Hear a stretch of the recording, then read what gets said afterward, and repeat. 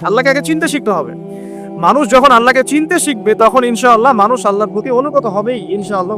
আমরা আসলে আল্লাহকে চিনি না, আমরা আল্লাহকে চিনতে শিখি নাই। আল্লাহ পাক এত কাছে যে আপনার যে কোনো প্রবলেম হয়েছে আপনি সাথে সাথে ওযু করলেন, 2 রাকাত নামাজ পড়লেন, আল্লাহকে ডাকলেন।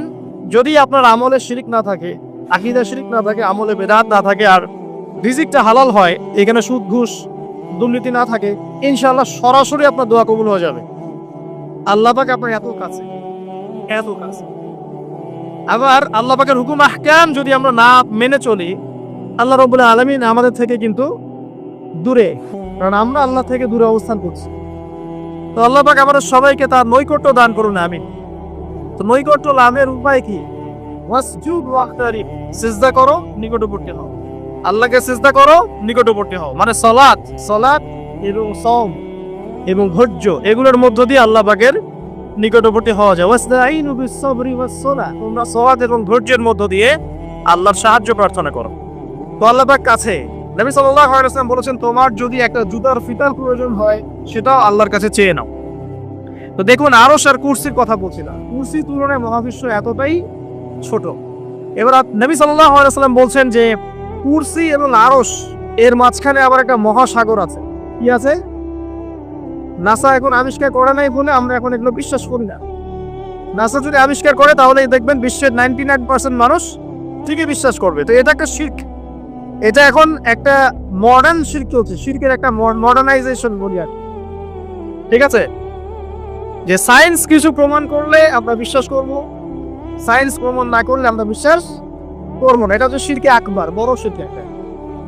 এটা বর্তমান যুগের মডার্ন শিরক। এই শিরক কিন্তু 1400 বছর আগে ছিল না। তো প্রতিটা বিষয়ের সায়েন্টিফিক ব্যাখ্যা আছে কোরআন এবং সুন্নাহ, কিন্তু সবকিছু ব্যাখ্যা করার সামর্থ্য আল্লাহ পাক মানুষকে দেন নাই, কারণ আমাদের জ্ঞানটা ক্ষুদ্র, আল্লাহ পাকের জ্ঞানটা অসীম। ক্ষুদ্র জ্ঞানের মানুষ কি অসীম সত্তাকে পেতে পারে? এটাও একটা আকীদা তাহাওয়িয়ার মধ্যে এটাও আছে যে মানুষের ইলম আল্লাহ পাকের জ্ঞানকে পরিবেষ্টন করতে পারবে না। আল্লাহর জ্ঞান পুরো সৃষ্টি জগৎকে ঘিরে রেখেছে। তো আমরা আল্লাহকে চিনতে শিখি আগে, আল্লাহ পাক তৌফিক দান করুন। দেখুন, মহাসাগর আছে কুরসি এবং আরশের মাঝখানে, যার গভীরতা সম্পর্কে নবী সাল্লাল্লাহু আলাইহি ওয়াসাল্লাম বলছেন গভীরতা হচ্ছে 500 বছরের রাস্তা। কত বছর? 500 বছর। চিন্তা করছেন? এর উপরে আছে আরশে আজিম, যেটা আল্লাহ পাকের সবচেয়ে বড় সৃষ্টি। এই আরশে আজিম ধরে আছেন কতজন ফেরেশতা জানেন? 8 জন। এই 8 জন ফেরেশতা আরশে আজিমকে কিয়ামতের মাঠে নিয়ে আসবে। সুবহান। তাহলে ওই ফেরেশতাদের শক্তি চিন্তা করেন, তাদের ক্ষমতা চিন্তা করেন। এমনও ফেরেশতা আছে আল্লাহ পাকের যাদের একটা ফুৎকারে পুরো মহাবিশ্ব ধ্বংস হয়ে যাবে। আছে। এমনও ফেরেশতা আছে যার হাতের তালুর মধ্যে পুরো পৃথিবী চলে আসবে। আছে। কিন্তু এগুলো আমাদের সায়েন্স আবিষ্কার করতে পারে না। আর আমাদেরকে শেখানো হয় স্কুলে, কলেজে, ইউনিভার্সিটিতে, ব্রিটেনে, অক্সফোর্ডে, যে সব জায়গায়, যে যা চোখে দেখা যাবে এটাই জ্ঞান। পরীক্ষা নিরীক্ষা, যুক্তি, বিজ্ঞান, দর্শন এগুলো দিয়ে প্রমাণ করতে পারলেই জ্ঞানের অস্তিত্ব আছে, অন্যথায় নাই। এই কারণে এখন পুরো ওয়ার্ল্ডটা গডলেস, মানে আল্লাহীন। এখানে গড বলতে আমি আল্লাহ বুঝাচ্ছি, আমি আসলে ওই সেন্সে বলিনি। আল্লাহ শব্দের অর্থ গড হয় না, এটা আমিও জানি, কিন্তু ওদের পরিভাষা ইউজ করলাম। ওরা পুরো বিশ্বটাকে এখন আল্লাহ দ্রোহী বানিয়ে ফেলেছে। চোখে দেখা যায় না, আল্লাহকে অতএব বিশ্বাস করব না। ফেরেশতাকে চোখে দেখা যায় না, বিশ্বাস করব না। আসমানি কিতাব আগেরগুলো দেখি নাই, বিশ্বাস করব না। কোরআন চোখে দেখছে, এটাও তো বিশ্বাস করছে না। তারপরে নবীগণকে আমরা দেখি নাই, বিশ্বাস করব না। পরকাল, মিজান, পুলসিরাত, কবর, আযাব, জান্নাত, জাহান্নাম দেখা যায় না, অতএব বিশ্বাস করব না। এই হলো পশ্চিমা দর্শন, এবং এই দর্শন পুরো বিশ্বে ছড়িয়ে দেওয়া হয়েছে। এবং প্রতিটা মুসলিম কান্ট্রিরও এডুকেশনাল ফিলোসফি এটাই, যে পরীক্ষা নিরীক্ষা, যুক্তি, বিজ্ঞান, দর্শন দিয়ে আপনি প্রমাণ করতে পারলে আমরা ওটা গ্রহণ করব। প্রমাণ করতে পারবেন না, এর অস্তিত্ব নাই। আর যেটা প্রমাণ করতে পারছি না, এটা যদি আপনি বিশ্বাস করতে যান, আপনি হয়ে যাবেন তখন মৌলবাদী এবং ধর্মান্ধ। আপনি ধর্মের প্রতি অন্ধ। শব্দগুলো শোনেন নাই? আল্লাহ পাককে কি দেখা যায়? যায় না। তা আল্লাহ পাককে তো অন্ধভাবেই বিশ্বাস করতে হবে। আমি কি আল্লাহর চেয়ে বেশি প্রখর দৃষ্টি রাখি, না আল্লাহর দৃষ্টি বেশি প্রখর? ভালো মন্দ, ন্যায় অন্যায়, সত্য মিথ্যার মানদণ্ড কি হবে আমি বেশি বুঝি না আল্লাহ বেশি বোঝে? আল্লাহ যখন বিধান দিবেন চোখ বন্ধ করেই তো মানতে হবে। তো এখানে তো ধর্মান্ধ হতেই হচ্ছে আমাকে, নাকি? ফেরেশতা কি আপনি দেখেছেন? দেখেন নাই। মালাকুল মউত আসবে না, আত্মা বের করবে না? আমি যে দেখি নাই, না দেখেই যে বিশ্বাস করছি, তাহলে তো এটা একটা অন্ধত্ব বলছেন। এই অন্ধত্ব না হলে তো ইসলামই হচ্ছে না। এই অন্ধত্ব না থাকলে তো আপনি মুসলিম হতে পারছেন। পরকাল, কবরের আযাব দেখেছেন? কবর চাপ দিবে, ফেরেশতা যে প্রশ্ন করবে, মুনকার নাকি, দেখেছেন? কেউ দেখেছে? কোন সাহাবীকেও কি দেখানো হয়েছিল? আবু বকর সিদ্দিক কি এগুলো দেখেই মানে এনেছেন? উমর ইবনে খাত্তাব কি দেখেই মানে এনেছেন? দেখেন, তো এগুলো যে না দেখেই আমরা বিশ্বাস করছি, এই অন্ধত্বকে এক শ্রেণীর মানুষ বলছে ধর্মান্ধ। কিন্তু এই অন্ধত্ব না থাকলে তো আপনি মুসলিম হতে পারবেন না। অতএব এটা কোনো অন্ধত্ব নয়, বরং এটা হচ্ছে আল্লাহ পাকের মহা জ্ঞানের সামনে, আল্লাহ পাকের মহা দৃষ্টির সামনে আত্মসমর্পণ করা। কারণ যে বিষয় সম্পর্কে আমার জ্ঞান নাই, সেটা তো আমি বিজ্ঞান দিয়ে, দর্শন দিয়ে, যুক্তি দিয়ে প্রমাণ করতে পারবো না। সিম্পল এক্সাম্পল দিয়ে, সিম্পল। একজন ব্যক্তি খুব অসুস্থ, সে ডক্টরের কাছে গিয়েছে, ডক্টর তাকে অনেকগুলো টেস্ট দিয়েছে। সবগুলো টেস্ট বোঝার ক্ষমতা কি আপনার আছে? হার্টের টেস্ট দিয়েছে, রক্তের দিয়েছে, গ্লুকোজ দিয়েছে আপনাকে, হ্যাঁ, পেশাবের পরীক্ষা দিয়েছে, অনেক পরীক্ষা দিয়েছে। এই যে পরীক্ষা নিরীক্ষা করা হচ্ছে, এই প্রত্যেকটা বিষয় সম্পর্কে আপনার কি জ্ঞান আছে? আপনি বড় ডাক্তারের প্রতি বিশ্বাস করছেন না, তার প্রতি বিশ্বাস করছে, অন্ধভক্তি প্রদর্শন করছে যে হ্যাঁ ডক্টর সাহেব এগুলো দিয়েছেন, এগুলো টেস্ট করে উনি রিপোর্ট দিচ্ছেন, প্রেসক্রিপশন করছেন, এবার আপনি কিন্তু অন্ধের মতো ওষুধ খাচ্ছেন। তাই নয় কি? তো এখানে তো আপনি একজন মৌলবাদী হচ্ছেন, এখানেও তো আপনি একজন অন্ধ হচ্ছেন। কারণ এই টেস্টগুলো করার ব্যাপারে আমার তো জ্ঞান নাই। যার কাছে জ্ঞান আছে, আমি তার শরণাপন্ন হয়েছি, তিনি আমাকে সলিউশন দিয়েছেন, আমি সেটা মেনে চলেছি। তো আল্লাহ রাব্বুল আলামিন কি সবচেয়ে বড় সলিউশন দাতা নন? আল্লাহ পাকের কাছে কি সবচেয়ে বেশি জ্ঞান আছে না? এই কারণে আমরা অন্ধভাবে আল্লাহ পাকের কথা মেনে চলছি, সিম্পল। তো এখানে মৌলবাদী বা অন্ধত্ব, তারপরে যে আমরা বলি কি ধর্মান্ধ, এইসব শব্দগুলো মানে সুকৌশলে এগুলোকে ইসলাম বিদ্বেষী শব্দ হিসেবে প্রয়োগ করা হচ্ছে। এগুলো শেষ জামানার আলামত। আমি পরে আসছি ওইদিকে, যে হাদিসটা শুনলে আমাদের অন্তর্গত, যে বাদিরু বিল আমাল, তোমরা আমল দ্রুত সম্পাদন করো ওই জামানা আসার আগেই, ওই সময় আসার আগেই। কোন সময়? ইউসবিহুর রাজুলু মুমিনান ওয়া ইউমসি কাফিরান। একজন ব্যক্তি সকালবেলা উঠবে মুমিন হয়ে, ইসলামের উপরে, সন্ধ্যা করবে কাফের হয়ে। বুঝতে পারছেন কত দ্রুত ঈমান চলে যাচ্ছে? এই যে এইসব কনসেপ্টে বিশ্বাস করলে ঈমান থাকে? থাকে না। কেউ যদি বলে বিগ ব্যাং থেকে মহাবিশ্ব সৃষ্টি হয়েছে, আল্লাহ পাক সৃষ্টি করেন নাই, ঈমান থাকলো? তো সকালে মুমিন হয়ে উঠলো, সন্ধ্যা কাফের হয়ে গেল। ওয়ায়ুমসি মুমিনান ওয়া ইউসবিহু কাফিরান, এবং দেখা যাবে সন্ধ্যা করবে মুমিন হয়ে, সকালবেলা উঠে কাফের হয়ে যাবে। ইয়াবিউর রাজুলু দীনাহু লিআরাদিদ দুনিয়া। আল্লাহ রাসূল বলছেন সাল্লাল্লাহু আলাইহি ওয়াসাল্লাম, মানুষ দ্বীন ইসলামকে দুনিয়ার বিনিময়ে বিক্রি করে ফেলে দিবে। এটা কি সেই যুগ চলছে না? আচ্ছা, আমি পরে আসবো ওখানে ইনশাআল্লাহ। শেষ করি আগে এই ঘটনা। আরশে আজিম 8 জন ফেরেশতা নিয়ে আসবেন। ফেরেশতার ক্ষমতা চিন্তা করেন। আর এখানে জ্ঞানতাত্ত্বিক দর্শনটা বুঝলাম আমরা, যে এখন যে জ্ঞানতাত্ত্বিক দর্শন চলছে, পরীক্ষা নিরীক্ষা পর্যবেক্ষণ দিয়েই সব বিশ্বাস করতে হবে, এটা ঠিক নয়। বরং সত্য মিথ্যায়, ন্যায় অন্যায়, হক বাতিলের চূড়ান্ত মানদণ্ড কোত্থেকে আসবে? আল্লাহর পক্ষ থেকে আসবে। মহাবিশ্বের মহা স্রষ্টার পক্ষ থেকে মহা জ্ঞান আসবে, আমরা সেটাকে ফলো করব। এখানে আর কোনো বিভ্রান্ত হওয়ার কোনো সুযোগ নাই। যখন তাওরাত নাজিল হয়েছে ওটা হক ছিল, যখন জাবুর নাজিল হয়েছিল ওটাও হক ছিল, ইনজিল নাজিল হওয়ার সময় ইনজিলই কি ছিল? হক ছিল। এগুলো যখন বিকৃত হয়েছে, আল্লাহ পাক কোরআন এবং হাদিস নাজিল করেছে। এখন কিয়ামত পর্যন্ত সত্য মিথ্যা, ন্যায় অন্যায় চূড়ান্ত মানদণ্ড কি? এই কোরআন এবং হাদিস। এটা আল্লাহ পাক সূরা কাহফের মধ্যে 29 নম্বর আয়াতে বলেছেন, ওয়াকুলিল হাক্কু মির রাব্বিকুম। এরকমই বলে দিন, সত্য সেটাই যা আপনার রবের পক্ষ থেকে নাজিল হয়। আর কিছু প্রয়োজন আছে? এখন কোরআন সুন্নাহর সাথে যা মিলবে, সায়েন্স বলেন, ফিলোসফি বলেন, ইকোনমিক্স বলেন, পলিটিক্স বলেন, হ্যাঁ, আপনার সমাজ বিজ্ঞান বলেন, মনোবিজ্ঞান বলেন, যত জ্ঞান আছে, যে জ্ঞান কোরআন এবং হাদিসের সাথে মিলে যাবে, এই জ্ঞান নিতে আমাদের কোনো আপত্তি নেই। আছে আপত্তি? নাই। আর যে জ্ঞান কোরআন সুন্নাহর সাথে মিলবে না, সেটা কি আমরা গ্রহণ করতে বাধ্য? এটা অস্বীকার করা এবং এটাকে ছেড়ে দেওয়াই হচ্ছে ঈমানের দাবি। আর নবী সাল্লাল্লাহু আলাইহি ওয়াসাল্লামকে আল্লাহ পাক এই নূরের পর্দাগুলো ভেদ করে আল্লাহর কাছে নিয়ে গিয়ে 3টে স্পেশাল ওহী করেছেন। কয়টা? তিনটা। এটা কোন রাতে? ওই যে মেরাজের রাতে। তার মধ্যে প্রথমটা হচ্ছে কি 50 ওয়াক্ত নামাজ, যেটাকে কমাতে কমাতে কমাতে কমাতে 5 ওয়াক্ত আনা হয়েছে। যে 5 ওয়াক্ত নামাজ 90% মুসলিম পড়ে না। জরিপ যারা দেখেন একটা এলাকায় কতজন মানুষ থাকে আদমশুমারি করা যায় না। এবার দেখেন মসজিদে কত পার্সেন্ট মানুষ এসেছে, আপনি একটা পরিসংখ্যান পাবেন যে কত পার্সেন্ট মানুষ নামাজি। ঠিক আছে? তো তারপর আমরা দাবি করছি যেটা 90% মুসলিমের কান্ট্রি। ঠিক আছে, আমরা তাওহীদপন্থী মানুষ, তাওহীদি জনতা, তাই না? তাওহীদি জনতা মাঠে আছে ইত্যাদি। তাওহীদি জনতা তো মসজিদেই নাই, মাঠে থাকি লাভ কি? আগে মসজিদে আসেন। তাওহীদি জনতা কোথায় থাকবে? আগে মসজিদে থাকবে না? তো মসজিদেই তো নাই, তো মাঠে কি করবে? আচ্ছা, দ্বিতীয় ওয়াহিটা ছিল সূরা বাকারার 2 বা 3টা আয়াত শেষে। যে ব্যক্তি রাতের বেলা সূরা বাকারার শেষে 3টা আয়াত পড়বে, সারা রাত নফল নামাজ পড়লে যে নেকি হয় সে নাকি হবে। কয়জনের মুখস্থ আছে ভাই? আলহামদুলিল্লাহ। তো আজকে থেকেই রাতের বেলা ইনশাআল্লাহ সূরা বাকারার শেষে 3টা আয়াত পড়বেন। লিল্লাহি মা ফিস সামাওয়াতি ওয়া মা ফিল আরদি থেকে ফানসুরনা আলাল কওমিল কাফিরিন পর্যন্ত পারবেন না ইনশাআল্লাহ? ইনশাআল্লাহ। তৃতীয় ওয়াহিটা ছিল, এটা শোনেন।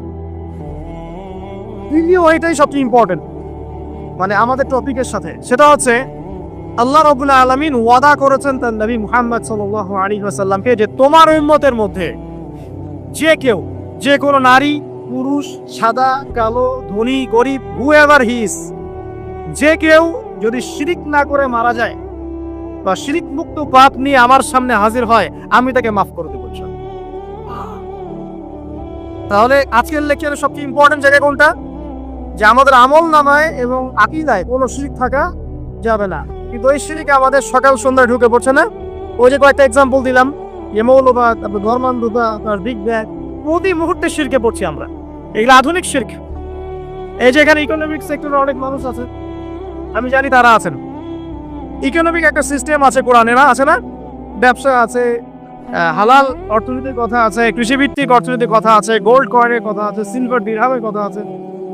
ইসলামিক ইকোনমিক্স বাদ দিয়ে যদি অন্য কোনো ইকোনমিক সিস্টেমকে মানুষ ইসলামের চেয়ে সেরা মনে করে, যে ইসলামের অর্থনীতি চাইতে ওটা সেরা, বা ইসলামিক অর্থনীতির চাইতে সেরা না হলেও এটা বরাবর, এখন অনেকে মনে করেন এটা আল্লাহ পাক ধরেন হারাম করেছে সুদ, কিন্তু আমরা মনে করছি না এটা হালাল বা এটা খাওয়া যায়, বা অনেকে বাধ্য হয়ে খাচ্ছি, জানি যে হারাম তারপরে বাধ্য হয়ে খাচ্ছি। কেউ যদি বিশ্বাস পোষণ করে যে আল্লাহ পাক যেটা হারাম করেছেন সেটা হালাল, বা আল্লাহ পাক যেটা হালাল করেছেন সেটা হারাম, কথা বুঝতে পারছেন? আল্লাহর হালালকে কেউ যদি হারাম মনে করে, আল্লাহর আবার আপনার হালালকে কেউ হারাম মনে করে, হারামকে হালাল মনে করে, এমন আকীদাও যদি কেউ পোষণ করে, এটাও শিরক, এটাও শিরক। ওই অবস্থায় মারা গেলে মুশরিক। অন্য যে কোনো বিষয় হতে পারে, যেমন শেষ জামানা সম্পর্কে বলা আছে, নবী সাল্লাল্লাহু আলাইহি ওয়াসাল্লাম বলেছেন শেষ জামানায় আমার উম্মতের এক শ্রেণীর মানুষ মদকে হালাল মনে করবে, আছে না? এবং মদ পান করবে, নাম অন্য নাম দিবে।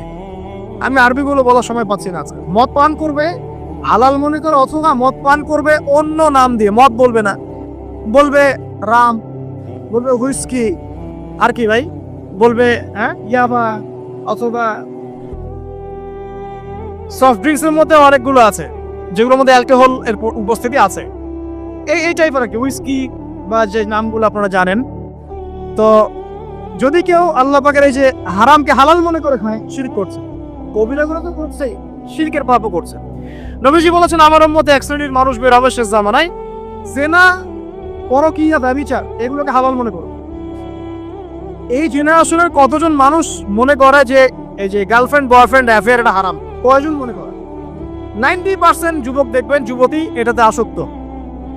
আজকে থেকে 15-20 বছর আগেই যে যুগটা ছিল ওখানেই সবাই আসক্ত ছিল।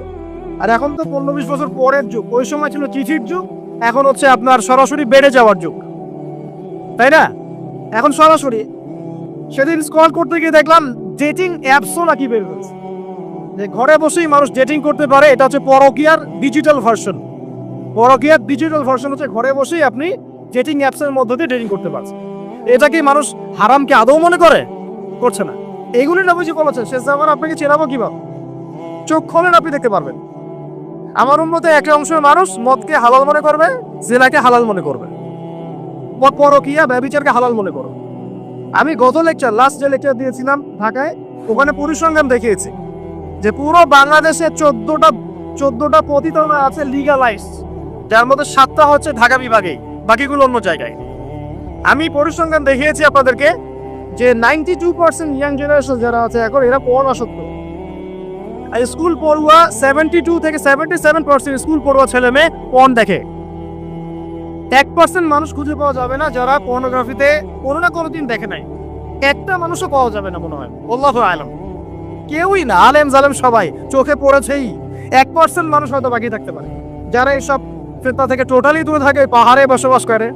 ওই যে শেষ জামানে একটা হাদিস আছে না, ফিতনা থেকে মানুষ পালিয়ে যাবে পাহাড়ি এলাকায়, ওখানে সে গরু ছাগল চড়াবে, এখানেই থাকবে, ওখানে আজান দিবে, ওখানে নামাজ পড়বে, ওরা ফিতনা থেকে বেঁচে থাকতে পারবে, এমন একটা হাদিস এসেছে। তো আর কি চিনবে? রেপের লিস্ট দিয়েছিলাম, সবচেয়ে বেশি রেপ হচ্ছে এখন আমেরিকায়। প্রতি 6 জন মেয়ের মধ্যে একজন রেপের শিকার হচ্ছে। রেপের ধর্ষণ রাজধানী বলা হচ্ছে সাউথ আফ্রিকাকে। প্রতি 3 জনের মধ্যে একজন মেয়ে রেপ হয়। ভারতের মতো কান্ট্রিতে প্রতি 22 মিনিট একটা করে মেয়ে রেপ হয়।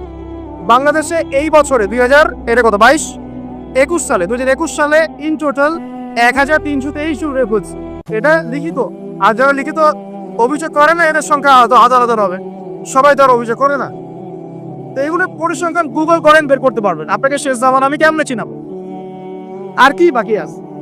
নবীজি বলেছেন এক শ্রেণী মানুষ বের হবে শেষ জামানায়, নিসাউন মহিলা, কাসিয়াতুন আরিয়াত, কাপড় পরবে, নগ্ন থাকবে। চেনাতে হবে, প্রয়োজন আছে কোনো? মুমিলাতুন মাইলাত, মুমিলাত মানে নিজে সিডিউসড হয়, মাইলাত অন্যকে সিডিউস করে। এটা যে হয় তার দোষ যতটুকু, যে করে তার দোষ বেশি না? যে কোনো ডিকশনারি খোলেন আপনি, ওখানে দেখবেন যে সিডিউস এর একটা আবিধানিক ব্যাখ্যা করা হয়েছে। এটা is a kind of thing you are enticing someone in a illegal sexual relationship with you, মানে আপনি কাউকে ইলিগাল একটা অবৈধ শারীরিক সম্পর্কে দেখে ইন্টাইস করছেন, মানে প্রলুব্ধ করছেন। তো প্রলুব্ধ যে করে সে অপরাধী না যে হচ্ছে সে অপরাধী? প্রথম অপরাধীকে যে করে সে না। আর সে যখন পোশাকের মধ্য দিয়ে কাউকে প্রলুব্ধ করছে তাহলে সে সবচেয়ে বড় অপরাধী। এরপরে যদি কেউ সিডিউসড হয়ে যায়, হয়ে পাপে লিপ্ত হয়, তাহলে সেও অপরাধী নিঃসন্দেহে, কিন্তু তার অপরাধ এর চেয়ে বড় নয়। বড় অপরাধীকে যে তাকে করছে। একজন ব্যক্তি মদ খায় না, আর একজন বন্ধু মদ খায়, সে তাকে ডাকছে, আয় খা, দুটো টান দে গাজায়, ভালো লাগবে, আয় আবার দুটা খা, হেরোইন একটু খা, ভালো লাগবে, হতাশা কমবে, হ্যাঁ ফ্রাস্ট্রেশন কমবে। এখন একে বলতে বলতে বলতে একদিন সে বেচারা খেয়ে ফেল। এখন যে খেয়ে ফেললো সে তো পাপ করেছে, তার শাস্তি হবে, তার আযাব হবে, বা যদি তওবা না করে আল্লাহ পাক তাকে ধরবে। কিন্তু তার চেয়ে বড় পাপী এই ব্যক্তি না যে তাকে ডেকে নিয়ে আসলো। তাহলে এই মেয়েদেরকে আপনারা চিনতে পারছেন না? কাসিয়াতুন আরিয়া, কাপড় পরেও নগ্ন। নবীজি বলেছেন লাম আরাহুমা, আমি ওদেরকে দেখি নাই। তার মানে এমন ওই যুগে তারা ছিল না। কোন যুগে তারা আসবে? এই যে এই যুগে এসেছে, আজকে থেকে 100 বছর আগেও ছিল না। আপনার নানি কি ওরকম কাপড় পরতো? এই যে বলছে 1000 বছরের সংস্কৃতি ব্লাউজ ছাড়া শাড়ি পরা। আমার নানি কি ওরকম করে কাপড় পরেছে কখনো? আমার নানিকে তো মানুষ দেখেই নাই। এমন একটা অবস্থা। আপনার দাদিকে দেখেন, মানুষ দেখেই নাই, জানতোই না যে বাসায় কোনো মহিলা আছে। এমনকি রবীন্দ্রনাথ ঠাকুরের মাকেও কেউ দেখে নাই। তারা ওই সময় যদিও মুসলিম ছিলেন না, কিন্তু পর্দা মেনে চলতেন। আপনি অবাক হয়ে যাবেন, প্রতিটা মৌলিক ধর্মগ্রন্থেই মেয়েদের শালীনতার কথা আছে। বাইবেল বলেন, বেদ বলেন, এই যে ওল্ড টেস্টামেন্ট বলেন, নিউ টেস্টামেন্ট বলেন, এই যে আরেকটা বই আছে কিতাবুল মুকাদ্দাস, এটা পড়েন, দেখবেন যে প্রতিটা প্রধান ধর্মগ্রন্থেই পর্দার কথা আছে। তাহলে এরা যা বলছে 1000 বছর থেকে এভাবেই ছিল, মিথ্যা কথা না? মিথ্যা কথা। দলিল কোথায় জানেন? দলিলটা হচ্ছে এই সূরা আরাফ পড়েন, আল্লাহ পাক বলছেন, সূরা আরাফে আল্লাহ পাক বলছেন ওয়াইযা ফাআলু ফাহিশাতান, যখন এই শ্রেণীর মানুষেরা কোনো ফাহেশা কাজ করে, ক্বালু, তারা বলে, ফাহেশা মানে অশ্লীলতা, ক্বালু, তারা বলে ওয়াজাদনা আলাইহা আবানা, আমরা এগুলো আমাদের বাপ দাদা থেকে দেখেছি। বুঝতে পারছেন না? আমরা দেখেছি 1000 বছর থেকে চলে আসছে এগুলো, এটা আমাদের কালচার। নাউজুবিল্লাহ। বলে আল্লাহু আমারনা বিহা, আল্লাহই আমাদেরকে আদেশ করেছে। নাউজুবিল্লাহ। আল্লাহ বলেন কুল, হে নবী বলে দিন, ইন্নাল্লাহা লা ইয়া'মুরুকুম বিল ফাহশা, আল্লাহ পাক কোন অশ্লীল কাজের আদেশ করতে পারেন না। আচ্ছা কুলু আলাল্লাহি মা লা তা'লামুন, তোমরা কি এমন কথা বলছো যে বিষয়ে তোমাদের জ্ঞান নাই? তোমরা কি আল্লাহ সম্পর্কে এমন কথা বলছো যে বিষয়ে তোমাদের জ্ঞান নাই? বরং কুল, আপনি বলে দিন, আমার রব্বি বিল কিসত, আমাদের রব আদেশ করেন ন্যায়ের। ওয়াকিমু ওয়ুজুহাকুম ইনদা কুল্লি মাসজিদ, প্রত্যেক সালাতের সময় একনিষ্ঠতার সাথে চেহারা আল্লাহর দিকে ফেরাবো, এই আদেশ আল্লাহ পাক করে। ওয়াদউহু মুখলিসিনা লাহুদ্দিন, মুখলিস ভাবে আল্লাহকে ডাকবে, এই আদেশ আল্লাহ পাক করে। আল্লাহ পাক অশ্লীল কাজে আদেশ করে? এই যে বিষয়গুলো আপনাকে শেষ জামানা চেনার জন্য জাস্ট চোখ আর এই দুইটা চোখ খোলেন, ভেতরের চোখ আর বাইরের চোখ। এই মেয়েদের সম্পর্কে নবীজি কি বলেছেন সেটা শুনেন। নবীজি বলেছেন সাল্লাল্লাহু আলাইহি ওয়াসাল্লাম, লা তাজিদনা রিহাহা লা ইয়াদখুলনাল জান্নাতা ওয়া লা তাজিদনা রিহাহা, এরা জান্নাতে যাবেও না, জান্নাতের গন্ধ পর্যন্ত পাবে না। যদিও বা জান্নাতের গন্ধ বহু দূর দূরান্ত থেকে পাওয়া যাবে। এই জেনারেশন কি আগে ছিল? ছিল না। তো এগুলোর সাথে শেষ জামানা সম্পর্কিত আছে। এটা শেষ জামানা যেখানে মাদককে মানুষ হালাল মনে করছে, মানুষ পরকীয়াকে হালাল মনে করছে, অশ্লীল ভাবে চলাকে মানুষ হালাল মনে করছে, মানুষ সুদ খাচ্ছে হালাল মনে করছে, মানুষ দিব্যি ঘুষ খাচ্ছে, কোনো ফিলিংস নাই, দিব্যি প্রতিদিন দুর্নীতি হচ্ছে। মানে আপনি যদি চোরের হাত টানা শুরু করেন তাহলে কতগুলো মানুষের যে হাত থাকবে বাংলাদেশে আল্লাহ ভালো জান। মানে চুরি আর চুরি, কোথাও অল্প মাত্রায় চুরি, কোথাও কুকুর চুরি। আমরা দেখি যে রাস্তাঘাটে যে ছিচকা চোর কিছু থাকে, এদেরকে মানুষ খুব পিছানি দেয়, তাই না? অথচ বড় বড় চোরের কোনো খোঁজ নাই, কোটি কোটি টাকা নাই, কোনো খোঁজ নাই। তো খোঁজ কখন হবে? আর কিয়ামত, আমরা কি ভাবতাম কিয়ামতের কি দরকার ছিল? আল্লাহ পাক কেন যে এত কষ্ট, না কিয়ামতে মানুষ এত কষ্ট হবে, আল্লাহ পাক যে কেন এরকম করলেন? মানুষের জন্ম না নিলেই হয়তো ভালো হতো, আমরা চিন্তা করতাম। এই চিন্তাটা কিন্তু অনেক সাহাবীও করতেন যে মানুষের জন্ম না নিয়ে যদি গাছ হতাম, লাউ কুনতু শাজারা। আবু বকর সিদ্দিক বলছেন, আমি যদি গাছ হয়ে যেতাম, হিসাব নাই, নিকাশ নাই। তো এখন মনে হয় যে কিয়ামতের দিনের দরকার ছিল। কিয়ামতের দিনটা না থাকতো তাহলে কোনো জালেমের বিচার হতো না। দুনিয়াতে যত জালেম পার পেয়ে গেছে, এদের কোনো বিচার হতো না। আর দুনিয়াতে যত মাজলুম আজকে নিপীড়িত, নির্যাতিত, এদের কোনো সমাধান, ন্যায় বিচার হতো না যদি কিয়ামতের মাঠ না থাকতো। তবে ওই দিনের জন্য আমরা অপেক্ষা করি, ওই দিন সবকিছুর ফয়সালা হয়ে যাবে ইনশাআল্লাহু আযজা ওয়া জাল্লা। কিভাবে হবে? নবী সাল্লাল্লাহু আলাইহি ওয়াসাল্লাম বলেছেন, একটা শিংওয়ালা ছাগল একটা শিং ছাড়া ছাগলকে যদি অন্যায়ভাবে গুতা দিয়ে থাকে, এক্সাম্পল দিচ্ছেন তিনি, তাহলে আল্লাহ রাব্বুল আলামিন কিয়ামতের মাঠে ওই শিংহীন ছাগলকে শিং দিবেন, দিয়ে বলবেন তুমি গুতো দিয়ে ওর কাছ থেকে প্রতিশোধ নিয়ে নাও। ন্যায় বিচার কেমন হবে বোঝানোর জন্য এই এক্সাম্পলটা দেওয়া হয়। বহু মানুষ দেখবেন যারা এখানে অনেক বড় বড় পদে ছিল, বড় বড় কর্তৃত্ব ক্ষমতা ছিল, কিয়ামতের মাঠে এতটুকু থাকবে, পিঁপড়ার মতো। স্পষ্ট হাদিস, পিঁপড়ার সমান। প্রত্যেক অহংকারী, মোতাকাব্বির, এদেরকে তোলা হবে কালো কালো পিঁপড়ার মতো করে। ঠিক আছে? অনেক মানুষকে তোলা হবে, দেখবেন যাকাত দেয় নাই, সেকা দিয়ে দিয়ে এদিকে গাল, পৃষ্ঠদেশ এগুলো সব আগুনে জ্বলছে। অনেকে দেখবেন গলায় সাপ ঝুলছে, অনেকের মাথায় দেখবেন রিলিফের টিন, গম, এটা ওইটা, যে যা আত্মসাৎ করেছে ওগুলো পিছে ঘাড়ে, এভাবে ঘুরছে কিয়ামতের মাঠে। বহু মানুষকে দেখবেন কিয়ামতের মাঠে যে গলা পর্যন্ত ঘাম, কারো ওই যে আপনার বুক, কারো টাকনু, কারো হাঁটু। কিয়ামতের মাঠের বিভীষিকাময় অবস্থা, এটা নিয়ে ইনশাল্লাহ আলাদা একটা লেকচার দেওয়া যাবে ইনশাল্লাহ। তো এখানে মূল বিষয়টা হচ্ছে যে দুনিয়াতে সবকিছুর চূড়ান্ত বিচার হয় না, দুনিয়াতে সবকিছুর ফয়সালা হবে না। এই কারণে আল্লাহ রাব্বুল আলামিন কিয়ামতের মাঠ বলে একটা মাঠ রেখেছেন, যেখানে আল্লাহ পাক ইনসাফ ন্যায় বিচার কায়েম করবে ইনশাআল্লাহ। এবং সেদিন প্রত্যেক অহংকারী, জালেম, ফাসিক, কাফের, যারা জুলুম করেছে, অন্যায় করেছে, পাপাচারিতা লিপ্ত ছিল, সবাইকে পাই টু পাই হিসেব দিতে হবে। এমনকি যারা ভালো মানুষ কিন্তু অনেক ধন সম্পদ আছে, তারাও জান্নাতে ঢুকতে দেরি হয়ে যাবে। দুই বন্ধুর কথা এসেছে, এক বন্ধু গরিব ছিল, এক বন্ধু ধনী, দুজনই মুমিন মুসলিম। গরিব বন্ধু জান্নাতে চলে যাবে, বুঝতে পারছেন? আর এই ধনী বন্ধুটাকে আটকে রাখা হচ্ছে, তার মালের হিসাব, মালের হক আদায় করেছে কিনা, আত্মীয়কে হক দিয়েছো কিনা, যাকাত দিয়েছো কিনা, সদকা করেছো কিনা, হ্যাঁ তোমার মালের উপর যাদের হক ছিল ঠিকঠাক পরিশোধ করেছো। মানে মুসলিমদের মধ্যেও যারা সম্পদশালী হবে, যাদের উপর আমানতের দায়িত্ব আছে, কারো উপর নেতৃত্বের আমানত, কারো প্রতি ইলমের আমানত, কারো প্রতি আরো অনেক আমানত আছে না, এগুলো ঠিকঠাক পূরণ করেছে কিনা না হিসেব দেয়া পর্যন্ত কেউ জান্নাতে যেতে পারবে না। অতএব ওই দিনকে যদি ভয় করি আমরা, পরকালের চেতনা যদি আমাদের থাকে, ইনশাআল্লাহ তাআলা আমাদের পক্ষে আল্লাহর কুরআন এবং তার নবীর হাদিসের বাইরে যাওয়া সম্ভব না ইনশাআল্লাহ। শেষ জামানার অন্যতম একটা পাপ হবে শিরকের পাপ, যারাকে এক্সাম্পল দিচ্ছিলাম আমি, যে মানুষ এই যুগে আল্লাহ পাকের হারামগুলোকে হালাল করে নিবে, আবার আল্লাহ পাকের হালাল গুলোকে হারাম করে দেবে, দুটোই করবে। হারামকেও হালাল করবে, হালালকেও হারাম করবে। আল্লাহ পাক আমাদেরকে এই মহামারী থেকে হেফাজত করুন, এই শিরকের পাপ থেকে হেফাজত করুন। কারণ আল্লাহ পাক ওয়াদা করেছেন, যে ব্যক্তি এই উম্মতের মধ্যে শিরকের পাপ ছাড়া কবরে যাবে বা আল্লাহর সাথে সাক্ষাৎ করবে, ইনশাআল্লাহ আল্লাহ পাক তাকে জান্নাতে দিয়ে দিবে ইনশাআল্লাহ। এখানে নবী সাল্লাল্লাহু আলাইহি ওয়াসাল্লামকে নিয়ে গিয়ে আল্লাহ রাব্বুল আলামিন এই তিনটা ওহী করেছেন। এই তিনটা ওহী আমরা মেনে চলবো ইনশাআল্লাহ। 5 ওয়াক্ত নামাজ, আর কি সূরা বাকারার শেষের 3টা আয়াত, আর কি শিরক মুক্ত আমল, ইনশাআল্লাহ আপনি জান্নাতে চলে যাবেন ইনশাআল্লাহ। আল্লাহ পাক আমাদের সবাইকে আমলগুলো করার তৌফিক দান করুন, আমিন। এরপর আমি শেষের দিকে আসছি, দেখুন এরপরে অনেক দিন, মানে অনেক যুগ যুগ আল্লাহ পাক মানুষকে সৃষ্টি করেন।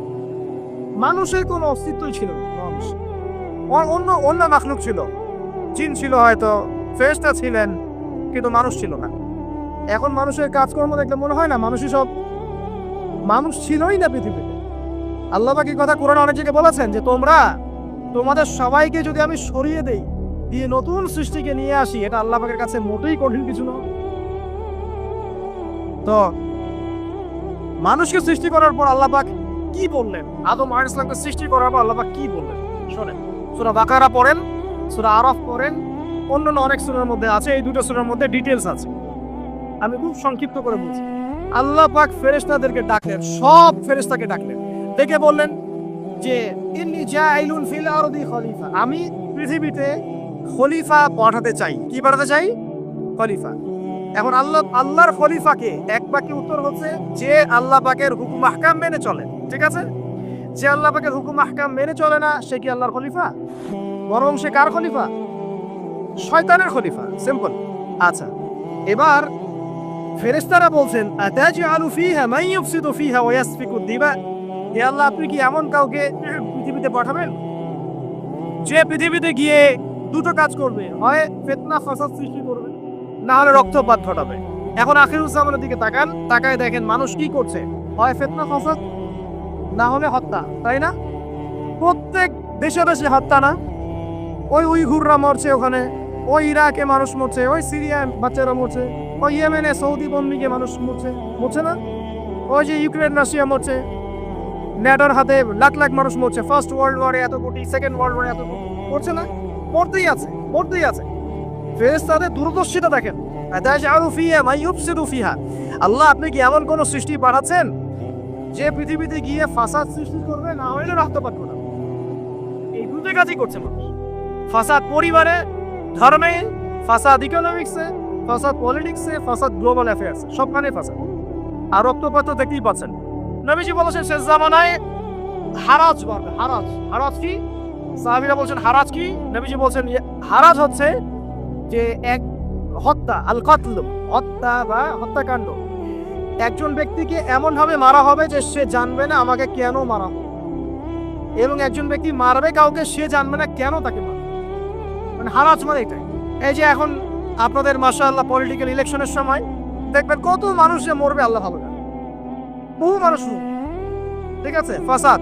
এই যে ফাসাদ, আল্লাহ পাক এই কথাই বলছেন, ফাসাদ ভাই ভাইকে মারবে, মুসলিম মুসলিমকে মারবে। একটা হাদিস এসেছে নবীজি অনেকক্ষণ সিজদায় পড়ে আছেন, সাহাবীরা অপেক্ষা করছেন। সিজদা থেকে মাথা তুললেন, নবীজি বললেন, সাহাবীদের দিকে তাকিয়ে বললেন যে আমি আল্লাহর কাছে 3টা জিনিস চাইলাম, আল্লাহ পাক 2টো দিয়েছেন, আমাকে একটা দিলেন। কথা বুঝতে পারছেন? কি চাইলেন ইয়া রাসূলুল্লাহ? একটা হচ্ছে আমি দোয়া করেছি আমার উম্মত যেন এই মহাপ্লাবনে ধ্বংস না হয়ে যায়। আল্লাহ পাক বলেছেন ঠিক আছে, ওকে। আরেকটা হচ্ছে আমার উম্মত এর মধ্যে আল্লাহ পাক দুর্ভিক্ষ দিও না। ঠিক আছে, আল্লাহ পাক বলে ঠিক আছে, এই উম্মতকে দুর্ভিক্ষ দিয়ে মেরে ফেলবো না। তৃতীয়টা আমি দোয়া করলাম আল্লাহ আমার উম্মত যেন আপোষে মারামারি করে না মরে। কথা বুঝতে পারছেন? আল্লাহ পাক এটা কবুল করেন নাই। আল্লাহ পাক এটা বলেন নাই যে ঠিক আছে দিলাম, বরং এই উম্মতের মধ্যে একবার তরোয়াল উঠলে এটা নামবে না, চলতেই থাকবে। দেখেন চলছে না? বাস্তবতা। এই যে শেষ জামানা হারাস চলছে, কত ঘরে ঘরে হত্যা, ঘরে ঘরে। মানুষ এখন বাইরে সিরিয়ালগুলো দেখে হত্যার ট্রেনিং শিখছে। অমুক সিরিয়াল দেখে হত্যা শিখেছে, অমুক এই কি সিআইডি দেখে হত্যা শিখেছে। হ্যাঁ, ক্রাইম পেট্রোল দেখে হত্যা শিখছে না? প্রশাসনকে জিজ্ঞাসা করেন যে হত্যার কেস কর। মানুষকে হত্যা করার জন্য যাররা পরিমাণ এখন বুক কাঁপছে না। অথচ আল্লাহ পাক কোরআনে বলেছেন যে নিরপরাধ একটা মানুষকে হত্যা করা মানে পুরো মানব জাতিকে হত্যা করা, আর একটা মানুষের জীবন বাঁচানো মানে পুরো মানব জাতির জীবন বাঁচানো। দেখুন কোন জায়গায় আছি আমরা। তো ফেরেশতারা এই কথা বললেন, আল্লাহ পাক তারপরে বলছেন যে ইন্নী আ'লামু মা লা তা'লামুন, দেখো আমি যা জানি তোমরা তা জানো না। মানে আমার এমন অনেক বান্দা থাকবে যারা শয়তানের দাসত্ব করবে না, আমার আনুগত্য করবে ইনশাআল্লাহ। তারা কারা? নিঃসন্দেহে যুগে যুগে মুসলিমরাই। ইতিহাসের শুরু থেকে শেষ পর্যন্ত যারাই আল্লাহর আনুগত্য করেছে, রাসূলগণকে মেনে চলেছে, ইনশাআল্লাহ তারা জান্নাতে যাবে ইনশাআল্লাহ। আর সবচেয়ে বেশি জান্নাতে যাবে এই উম্মতের মানুষ ইনশাআল্লাহ। মানে ম্যাক্সিমাম পার্সেন্টেজ হবে এই উম্মত। কথা বুঝতে পারছেন? আল্লাহ পাক আমাদের সবাইকে জান্নাত নসিব করুন, আমিন। শিরক মুক্ত আমল করার তৌফিক দান করুন।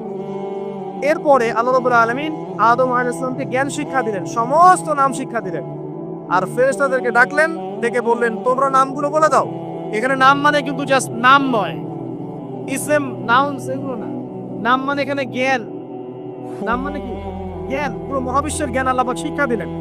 এবং ফেরেশতারা যে জ্ঞানগুলো জানতেন না, তারা বললেন যে লা ইলমা লানা ইল্লা মা আল্লামতানা, আমাদেরকে যা শিখিয়েছেন এর বাইরে আমাদের কোনো জ্ঞান নাই হে আল্লাহ। আল্লাহ পাক তখন আদমকে বলছেন ইয়া আদম আম্বিহুম বিআসমাইহিম, তুমি সব নামগুলো বলে দাও দেখি। এবার আদম ফালাম্মা আম্বাহুম বিআসমাইহিম, আদম আলাইহিস সালাম সব নাম বলে দিলেন। সুবহানাল্লাহ। মানে আমাদের পিতা আদম আলাইহিস সালামকে আল্লাহ পাক জ্ঞান দিয়ে সম্মানিত করলেন। এটা হচ্ছে মূল কথা। কি দিয়ে সম্মানিত করলেন? জ্ঞান দিয়ে। এই জ্ঞান শিক্ষা থেকে যখন মুসলিমরা পিছিয়ে পড়েছে, তখনই আজকে উম্মার এই অবস্থা হয়েছে। অতএব আমাদের এখানে আজকে একটা শিক্ষা আছে যে আমরা এখন জ্ঞানের একটা বিপ্লব যেন ঘটাতে পারি। কোরআন সুন্নাহর সাথে সমসাময়িক উপকারী সমস্ত জ্ঞান শেখার চেষ্টা করতে হবে। আল্লাহ পাক তৌফিক দান করুন। এবার আল্লাহ পাক সব ফেরেশতাকে ডাকলেন, ডেকে বলছেন ওয়াইস কুলনা লিল মালাইকাতি ইসজুদু লি আদম। এবার আল্লাহ পাক বলছেন যে তোমরা সবাই এখন আদমকে সিজদা করো। এখান থেকে আলোচনাটা শেষের দিকে যাবে, একটু মনোযোগ দেন। তোমরা আদমকে সিজদা করো। ফাসাজাদু, সবাই সিজদা করলো। এমন কোন ফেরেশতা নাই যে সিজদা করলো না, ইল্লা ইবলিস, শুধুমাত্র কে বাদ দিয়ে? ইবলিস। ইবলিস কিন্তু ফেরেশতা ছিল না, বরং সে ছিল একজন জিন। কানা মিনাল জিন্নি ফাফাসাকা আন আমরি রাব্বি, সে একজন জিন ছিল যে আল্লাহ পাকের আমর বা আদেশের অবাধ্যতা করেছিল। আবা ওয়াস্তাকবার, সে উদ্ধত হলো, অহংকার প্রদর্শন করলো, সে সিজদা করলো না। আল্লাহ পাক ডাকলেন, ডেকে বললেন মা মানাআকা আল্লা তাসজুদা ইযা আমারতুক, হে ইবলিস তোমাকে কিসে নিষেধ করলো আদমকে সিজদা করার ব্যাপারে? আমি যে আদেশ করলাম সিজদা করলো না কেন? কেন সিজদা করলো না? এবার আদম আলাইহিস সালামের সামনে, আল্লাহর সামনে ইবলিস বলছে, কি বলছে? আনা খায়রুম মিন, আমি তার চেয়ে উত্তম। খলাকতানি মিন নার ওয়া খলাকতাহু মিন তিন, আমাকে সৃষ্টি করেছেন আগুন দিয়ে, আদমকে সৃষ্টি করেছেন মাটি দিয়ে। তার মানে আল্লাহ আপনি যে বলছেন আমাকে আদমকে সিজদা করতে, আপনি ভুল আমি সঠিক। নাউযুবিল্লাহ, আমি কেন আদমকে সিজদা করব? আবা ওয়াস্তাকবার, সে উদ্ধত হলো, অহংকার প্রদর্শন করলো। আল্লাহ পাক এখান থেকে বের করে দিলেন, ফাখরুজ মিনহা, এখান থেকে বের হয়ে যাও। মাযউমান মাদহুরা, অপদস্থ হয়ে, লাঞ্ছিত হয়ে ইবলিস বের হয়ে যাচ্ছে এবং চ্যালেঞ্জ করছে। তার আগে আল্লাহর কাছে দোয়া করছে, রব্বি, হে আমার রব। ইবলিস বলছে আল্লাহকে হে আমার রব। ইবলিস আস্তিক, ইবলিস নাস্তিক না। ইবলিস বলছে হে আমার রব আনজিরনি ইলা ইয়াউমি ইউবআসুন, আমাকে কিয়ামত দিবস পর্যন্ত অবকাশ দিন। আল্লাহ বলছেন যাও, ফাইন্নাকা মিনাল মুনযারিন, তোমাকে কিয়ামত পর্যন্ত ছাড় দেওয়া হবে। ঠিক আছে? আচ্ছা, আল্লাহ যদি ইবলিসের দোয়াও কবুল করতে পারেন, তাহলে আপনারা আবার করতে পারেন না? তা আমরা কেন দোয়া করি না? আমরা দোয়া তো কম করি কেন? আপনার দোয়া আপনি করুন। হুজুর ডেকে দোয়া করাতে হবে জরুরি না, আপনার দোয়া আপনি করুন, করতে শিখুন। সিজদায় পড়ে দোয়া করুন, ইনশাআল্লাহ আল্লাহ পাক আপনার দোয়া কবুল করবেন ইনশাআল্লাহ। এবার ইবলিস অবকাশপ্রাপ্ত হলো, এবার চ্যালেঞ্জ করছে। কি চ্যালেঞ্জ? ফাবিমা আগওয়াইতানি, এবার শুনেন ভালো করে। ফাবিমা আগওয়াইতানি, হে আল্লাহ, যে আদমের কারণে আপনি আমাকে আজকে বের করে দিলেন, লাআকুউদান্না লাহুম সিরাতাকাল মুস্তাকিম, ওদের সরল পথে আমি ওত পেতে বসে থাকব। শেষ জামানার প্রতিটা ঘটনায় দেখবেন শয়তান ওত পেতে বসে আছে। ইতিহাসের প্রথম পৃষ্ঠা শেষ পৃষ্ঠাকে মিলান, ঠিক আছে? প্রতিটা ঘটনা, জিনা, ব্যভিচার, দুর্নীতি, সুদ, ঘুষ, হত্যা, সব ইবলিস ওপ পেতে বসে আছে না? লা কুউদান্না লাহুম সিরাতাকাল মুস্তাকিম সুম্মা লাআতিয়ান্না মিন বাইনি আইদিহিম। এরপরেও আমি আদম সন্তানের ডান দিক থেকে আসব, আদম সন্তানের সামনে থেকে আসব, ওয়া মিন খালফিহিম, পেছন থেকে আসব, ওয়া আন আইমানিহিম, ডান দিক থেকে আসব, ওয়া আন শামাইলিহিম, বাম দিক থেকে আসব। আর শয়তান ডান বাম সামন পিছন সব দিক থেকে আসবে। চ্যালেঞ্জ করছে, ওয়ালা তাজিদু আকসারহুম শাকিরিন। আপনি বেশিরভাগ আদম সন্তানকেই শুকরগুজার পাবেন না। শেষ জামানায় কি বেশিরভাগ আদম সন্তান শুকরগুজার? বেশিরভাগ কি নামাজ পড়ে? বেশিরভাগ কি সুদ খায় না? বেশিরভাগ মদ খায় না? বেশিরভাগ দুর্নীতি করে না? বেশিরভাগ লোক মানুষকে ঠকাচ্ছে কি ঠকাচ্ছে না? বেশিরভাগ ব্যবসায়ী মাপে কম দেয় না? বেশিরভাগ পুরো বিশ্বের বেশিরভাগ কান্ট্রিতে আল্লাহ বিরোধী আইন আছে কি নাই? সমস্ত জায়গায় দেখবেন আপনি বেশিরভাগ মানুষই ওয়ালা তাজিদু আকসারহুম শাকিরিন, বেশিরভাগই আপনি শুকরগুজার পাবেন। মিলেছে শেষ জামানা? আপনি মিলাতে পারবেন? ওয়ালা তাজিদু আকসারহুম শাকিরিন। শুধু তাই নয়, এই চ্যালেঞ্জ হয়ে গেল, আদম আলাইহিস সালামকে এবার আল্লাহ পাক ডাকছেন। এখান থেকে শেষ করছি। দেখে বলছেন, ইয়া আদম, হে আদম শোনো, ইন্না শাইতান লাকুমা আদুউম মুবিন। তুমি আর তোমার স্ত্রী আদম এবং হাওয়া, স্ত্রীকে সৃষ্টি করা হয়েছে বুকের হাড়, পাঁজরের হাড় থেকে। তুমি আর তোমার স্ত্রীর স্পষ্ট শত্রু হচ্ছে শয়তান। এটা মনে রাখো আদম। এটা মনে রাখার পর, ইয়া আদম উসকুন আনতা ওয়া যাওজুকাল জান্নাহ, তুমি আর তোমার স্ত্রী জান্নাতে এখন থাকো। থাকো জান্নাতে। ফাকুলা মিনহা হাইযু শি'তুমা রাগাদান, যেখান থেকে ইচ্ছা তোমরা এখান থেকে খাও, ফল খাও, ঘোরো ফিরো, যা ইচ্ছা করো। জান্নাতে যা ইচ্ছা হয় তুমি করো, আর তোমার স্ত্রী করো। শুধু একটা কাজ করো না, ওয়ালা তাকরাবু হাদিহি শাজারা, বাস শেষ। একই পলিসি, ইতিহাসের প্রথম পৃষ্ঠা মিলান তো আমাদের ফাদাল্লাহুমা বিগুরুর। এবার আমাদের পিতামাতা রিসিভড হয়ে গেলেন, মানে শয়তানের ওয়াসওয়াসায় পড়ে গেলেন, এবং তারা ফাকালা মিনহুমা, এবার তারা সেখান থেকে ফল খেয়ে ফেললেন। ফল খাওয়ার সাথে সাথে আল্লাহ পাক তাদেরকে সেখান থেকে বের করে দেন নাই। ফল খাওয়ার সাথে সাথেই যা হয়েছে শোনেন, ফাবাদাত লাহুমা সাওআতিহিমা, তাদের গায়ের জান্নাতের যে পোশাক ধাপাস করে খুলে গেল। পুরো মহাবিশ্বে প্রথমবারের মতো আদম সন্তান, মানে আদম আলাইহিস সালাম, মানুষ জাতি, মনুষ্য জাতি নগ্ন হয়ে গেল। মানে আমাদের পিতা মাতাকে শয়তান বিভ্রান্ত করে, মানে রিসিভ করে নগ্ন করে দিল, গা থেকে জামা খুলে ফেলে দিল। কেউ যদি জোর করে আপনাকে পায়রা চত্বরে নিয়ে যায়, 100টা লোক ধরে আপনার জামাটা খুলে দেয় সবার সামনে, কেমন লাগবে চিন্তা করেন। এর চিন্তা করেন তো, সবার সামনে জান্নাতে ফেরেশতারা আছেন সবাই। ইবলিস এই ওয়াসওয়াসা দিতে দিতে যখন ফল খাওয়া হয়ে গেল, বাদাত লাহুমা সাওআতুহুম, তাদের লজ্জাস্থান উন্মুক্ত হয়ে গেল, কাপড় খুলে গেল। তাহলে কাপড়টা খুলে ফেললো কে? আমাদের পিতা মাতাকে প্রলোভিত করে কাপড় খুলে ফেললো কে? তাহলে এখন শেষ জামানায় যারা কাপড় খোলার আন্দোলন করছে, এরা কার এজেন্ট? বুঝতে পারছেন? এবার মিলেছে প্রথম জামানা শেষ জামানা মিলেছে। আচ্ছা, ফাবাদাত লাহুমা সাওআতিহিমা ওয়া তাফিকা ইয়াখসিফানি আলাইহিমা মিন ওয়ারাকিল জান্নাহ। কি লজ্জা! আমাদের পিতামাতা তখন জান্নাতের গাছের পাতা ছিঁড়তে লাগলেন, ছিঁড়ে লজ্জাস্থান ঢাকতে লাগলেন। সুবহানাল্লাহ, লজ্জাস্থান ঢাকতে লাগলেন। এরপরে তারা ক্রন্দন করতে লাগলেন, কান্নাকাটি করতে লাগলেন, কি করলাম আমরা, কি করলাম। এবার আল্লাহ পাক ডাকছেন, ডেকে বলছেন যে আমি কি তোমাদেরকে বারণ করি নাই গাছের কাছে যেতে? আদম এবং হাওয়া আলাইহিস সালাম তারা কান্নাকাটি করতে করতে আল্লাহর কাছে দোয়া শিখে নিচ্ছেন। কোন দোয়া? রব্বানা যালামনা আনফুসানা ওয়া ইল্লাম তাগফির লানা ওয়া তারহামনা লানাকুনান্না মিনাল খাসিরিন। এই দোয়া করছেন। এই দোয়া করার পর আল্লাহ রাব্বুল আলামিন তাদেরকে মাফ করে দিলেন এবং জান্নাত থেকে পৃথিবীতে নামিয়ে দিলেন। এই হচ্ছে মানব জাতির শুরু হলো এখানে। আর এই হলো আপনার শেষ জামানা। শুরুর পৃষ্ঠাটা আপনাকে পড়ালাম। আদম এবং হাওয়া আলাইহিস সালাম তাদেরকে অভ্যস্ত করলো কি? শয়তান। গা থেকে কাপড় খুলে ফেলে দিল। শুধু তাই নয়, জান্নাতের চিরস্থায়ী জীবন থেকে আমরা পৃথিবীর নশ্বর জীবনে চলে আসলাম। এবং এখানে আসার পর ওই যে শয়তান চ্যালেঞ্জ করলো, আমি ডান থেকে আসবো, বাম থেকে আসবো, সামন পিছন থেকে আসবো, বেশিরভাগকে পথভ্রষ্ট করে ছেড়ে দিল। এখন যুগে যুগে আপনি মিলান দেখবেন, প্রত্যেক যুগে যুগেই বেশিরভাগ আদম সন্তান পথভ্রষ্ট হয়ে গেছে। ম্যাক্সিমাম মানুষ হয় বেনামাজি থাকছে, না হলে সুদ খাচ্ছে, না হলে ঘুষ খাচ্ছে, না হলে দুর্নীতি করছে, পরকীয়া করছে, জেনা করছে, ব্যভিচার করছে। যত পাপ আল্লাহ পাক নিষেধ করেছেন ম্যাক্সিমাম মানুষ সেখানে লিপ্ত আছে। তো এখন আপনি পৃথিবীর শুরু এবং শেষ মেলাতে পারবেন। শেষ করছি একটা আয়াত।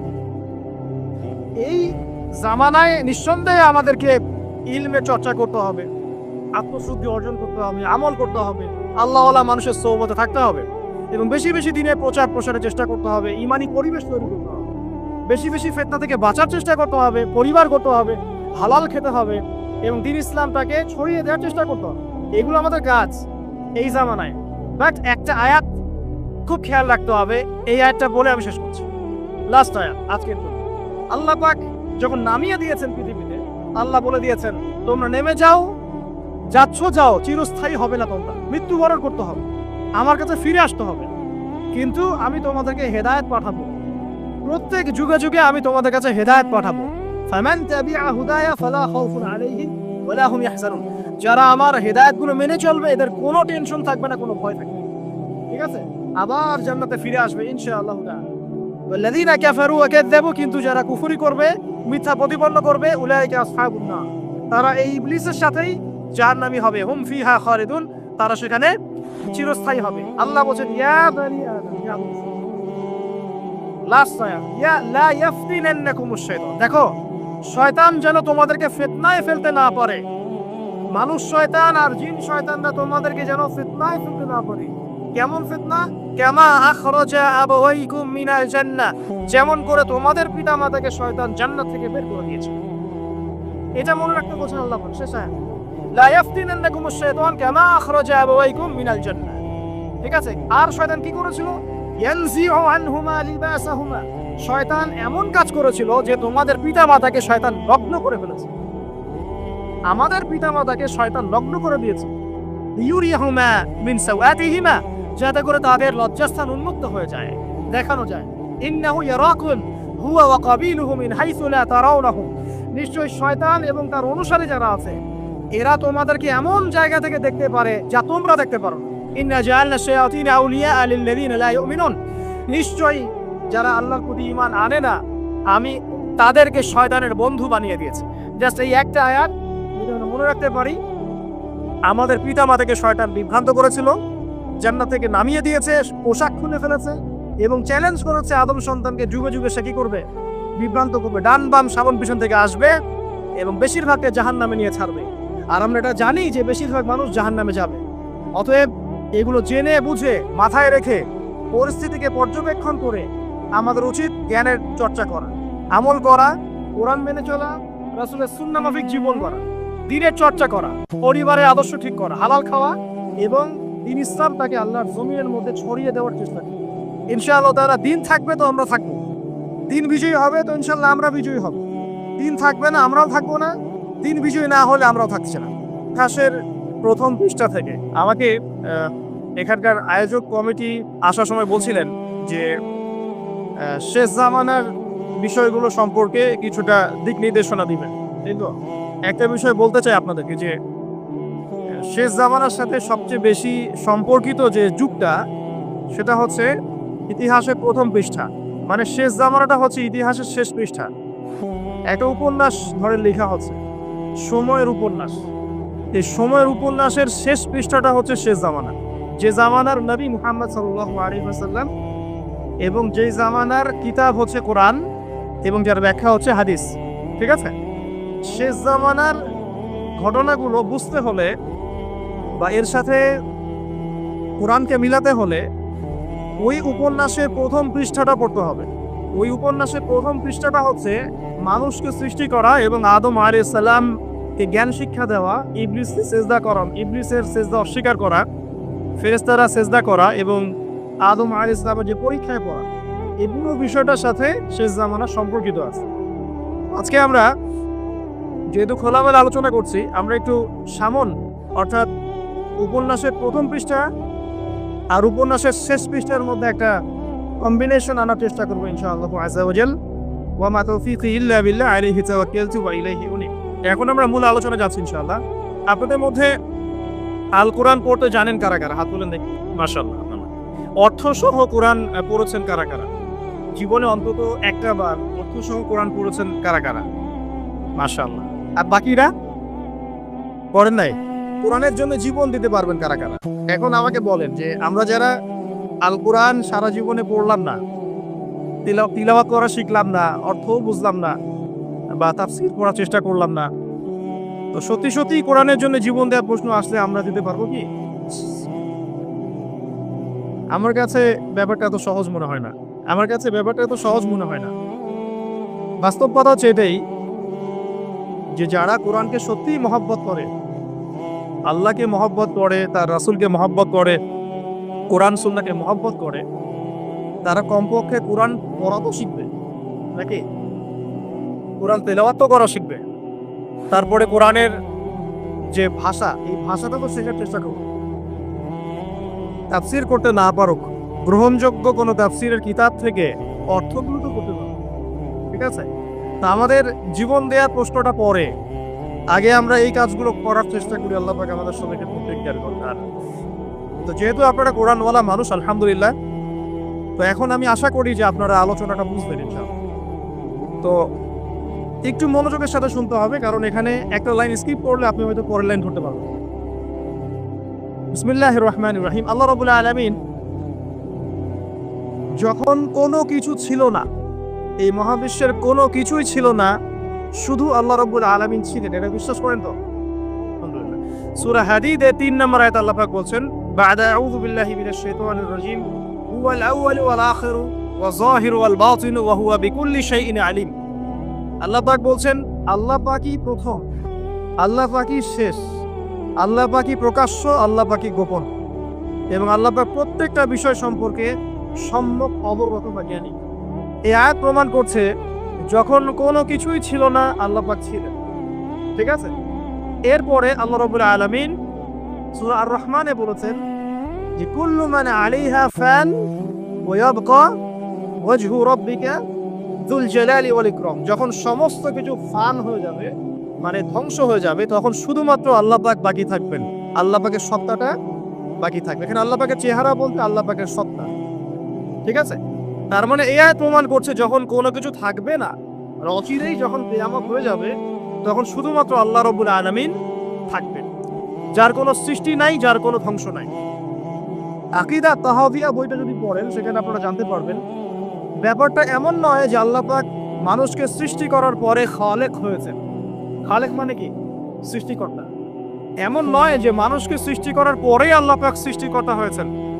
এই মহাবিশ্ব সৃষ্টি করার পর কি আল্লাহ পাক সৃষ্টিকর্তা হয়েছেন, এমন কিন্তু নয়। আল্লাহ পাক শুরু থেকেই সৃষ্টিকর্তা ছিলেন। এমন নয় যে আল্লাহ পাক সবকিছু জানেন যখন সময় শুরু হয়েছে, সময়ের অতীত, বর্তমান, ভবিষ্যৎ আল্লাহ পাক জানেন এখন থেকে, ব্যাপারটা এমন নয়। সময়ের সূচনার আগ থেকেই আল্লাহ পাক আলিমুল গায়বি ওয়াশ শাহাদা। আমার কথা কি বুঝতে পারছেন? এমন নয় যে আল্লাহ পাক গফুর রহিম হয়েছেন এখন বা মানুষকে সৃষ্টি করার পর। শুরু থেকেই আল্লাহ রাব্বুল আলামিন গফুর রহিম। এমন নয় যে আল্লাহ পাক সৃষ্টি করার পর সৃষ্টিকর্তা হয়েছেন। হ্যাঁ, রিজিক আমরা খাচ্ছি, এরপরে তিনি রিজিক দাতা হয়েছেন, এমন নয়। এই সমস্ত গুণাবলী আল্লাহর মধ্যে আগে থেকেই ছিল, এবং যখন কোনো কিছুই থাকবে না, আল্লাহ রাব্বুল আলামিন থাকবেন। তো এরপরে আল্লাহ রাব্বুল আলামিন সর্বপ্রথম সৃষ্টি করেছেন আরশে আজিম। আরশে আজিমের নাম তো শুনেছেন? আচ্ছা, আরশ আর কুরসি এক জিনিস নয়। আরশ আর কুরসির মধ্যে পার্থক্য কেমন, এটা বোঝাতে গিয়ে কিতাবুত তাওহীদের মধ্যে একটা হাদিস আনা হয়েছে, যেখানে নবী সাল্লাল্লাহু আলাইহি ওয়াসাল্লাম বলছেন যে এই 7টা মহাবিশ্বকে যদি একটা ঢাল, ঢাল তো বোঝেন, যুদ্ধের ঢাল, এখন যদি ওগুলো দেখা যায় না, আগে ছিল, এই ঢালের মধ্যে যদি 7টা পয়সাকে ফেলে দেওয়া হয়, তাহলে ঢাল এবং পয়সার অনুপাতটা যেমন হবে, 7টা মহাবিশ্ব এবং কুরসি এর অনুপাতটা ঠিক এমন, ঠিক আছে? আর এই কুরসিটাই কিন্তু পুরো মহাবিশ্বকে ঢেকে রেখেছে, ঘিরে রেখেছে। যদি এখনকার বিজ্ঞান এই পর্যন্ত পৌঁছাতে পারেনি, কখনো পারবেও না ইনশাআল্লাহু আযজা ওয়া জাল্লা। ওয়াসিআ কুরসিয়ুহুস সামাওয়াতি ওয়াল আরদ। পড়েন না আপনারা? অর্থাৎ কুরসি আসমান এবং জমিনকে এইভাবে ঘিরে রেখেছে। আর এর উদাহরণটা এমন যে ঢালের মধ্যে 7টা পয়সার মতো। তাহলে চিন্তা করেন, একটা মহাবিশ্বের কোনো একটা গ্যালাক্সির, কোনো একটা সৌরজগতের, কোনো একটা গ্রহে, কোনো একটা দেশের, কোনো একটা জেলার, কোনো একটা গ্রামের, কোনো একটা মসজিদে আমরা বসে আছি এখন। আমি কি বুঝাতে পারছি? তা আমাদের ক্ষুদ্রতা কতটুকু বুঝতে পারছেন? এই মহাবিশ্বে আমাদের যে কোনো অস্তিত্বই আসলে নাই, বুঝতে পারছেন? যে একটা সমুদ্রের পাড়ে কখনো হেঁটেছেন কি, বা নদীর ধারে হেঁটেছেন? এখানে একটা নদীর চরের মধ্যে একটা বালু কণার কি কোনো মূল্য আছে? একটা সমুদ্রের বিচের মধ্যে একটা বালু কণার কোনো মূল্য আছে? এই পুরো মহাবিশ্বের মধ্যে পৃথিবীর অস্তিত্বটা এমন। তো সেই পৃথিবীতে মানুষ আমরা এখন যারা বেঁচে আছি, আদম সন্তান, এরা আল্লাহ পাকের 5 পয়সা পরোয়া করে। কথা কি বুঝতে পারছেন? ওই পৃথিবীতেই মানুষ বেঁচে আছে বেনামাজি, এই পৃথিবীতেই মানুষ জেনা করছে, এখানেই মদ খায়, এখানেই সুদ খায়, এখানেই দুর্নীতি করে, এখানেই আল্লাহ দ্রোহিতা করে, আল্লাহ পাকের দিনকে বিকৃত করে বা দিনকে প্রতিহত করার জন্য যা করার তাই করে। মানুষের ক্ষুদ্রতা বোঝার চেষ্টা করে, মানে আল্লাহ পাকের বিশালত্ব এবং আমার এই যে ক্ষুদ্রতা, এর মাঝে একটা অনতিক্রম্য ব্যবধান আছে। এটাই তো লা ইলাহা ইল্লাল্লাহ, আল্লাহর সাথে কোনো ইলাহ নাই। আল্লাহ পাক আমাদের সবাইকে দ্বীন ইসলামের জন্য কবুল করুন, আল্লাহুম্মা আমিন। শয়তানের যাবতীয় ফিতনা ওয়াসওয়াসা থেকে আল্লাহ পাক আমাদেরকে হেফাজত করুন। শেষ জামানার চলমান ফিতনাগুলো থেকে আল্লাহ পাক আমাদেরকে হেফাজত করুন।